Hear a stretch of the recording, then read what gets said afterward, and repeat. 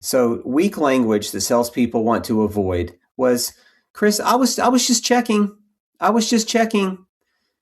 You sound so insecure. You sound just like you're not a leader. This Right. isn't who I want to buy from. You just want to see Or, if my wallet's open yet. yeah, just checking. I was wondering, maybe, I think you sound so uncertain about yourself. Stuttering. I'm not really sure. I don't know.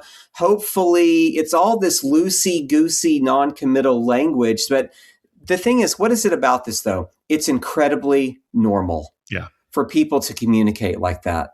But normal doesn't have to be where you stay.